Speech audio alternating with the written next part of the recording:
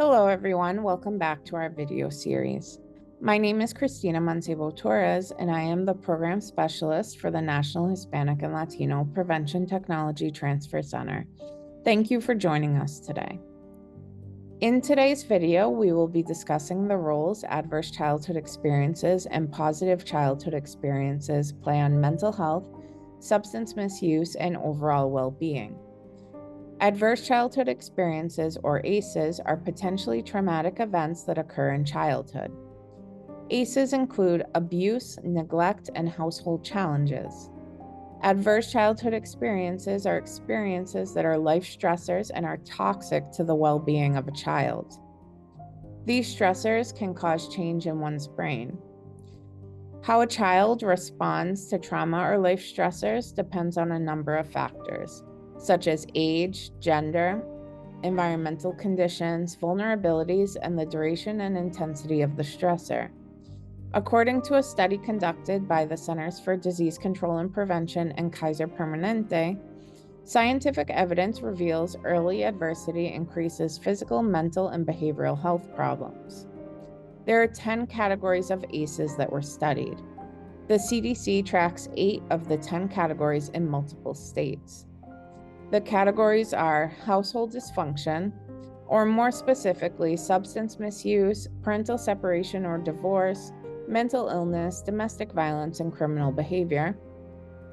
Neglect, which includes both emotional and physical neglect, and emotional, physical, and sexual abuse. Adverse cultural trauma is another source of childhood trauma that affects the Hispanic and Latino communities of the United States. The additional trauma for Hispanic and Latino families includes trauma experienced pre-migration and during migration, as well as post-migration encounters with the detention centers at the border. Other sources of trauma impacting Hispanic and Latino families include unstable living situations, acculturative stress, perceived discrimination, neighborhood disorder, and conflict with parents. Hispanic and Latino immigrants living under the federal poverty level tend to have a higher exposure to ACEs. It is essential to act on closing the gap of trauma and reducing the health disparities that set Hispanic and Latino communities apart from the rest of society. ACEs affect the nervous system, with high levels of stress keeping a person in the sympathetic nervous system or fight or flight mode. Long time spans spent in fight or flight mode can have a negative impact on the nerve connections throughout the body. The body is incapable of regulating itself during a fight or flight response. This type of toxic stress has a negative effect on brain structure and functions. Humans can only tolerate stress for about 20 minutes.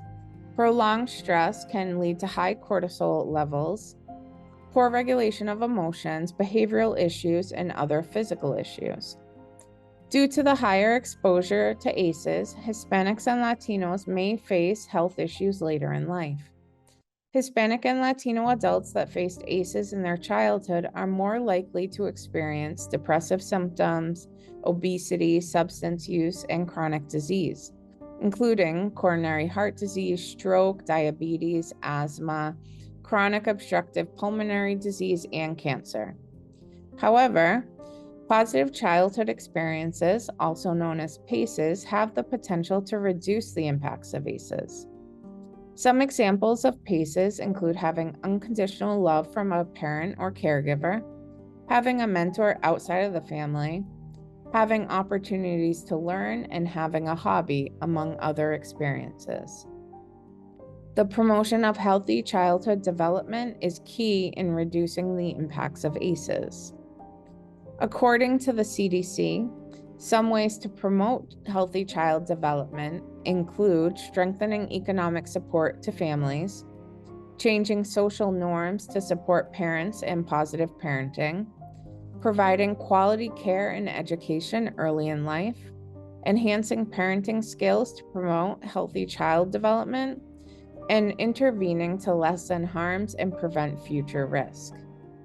The existence of ACEs does not have to dictate your future. Building resilience and community healing is the way to reduce ACEs and the health risks associated with ACEs. Building relationships with caring people is important for resilience and recovery in communities that face ACEs. The core principle for protecting these communities is to focus on the strengths of the members of these communities. Children need to build attachment and a sense of belonging with caring and healthy individuals. Community culture is also important in the process of healing.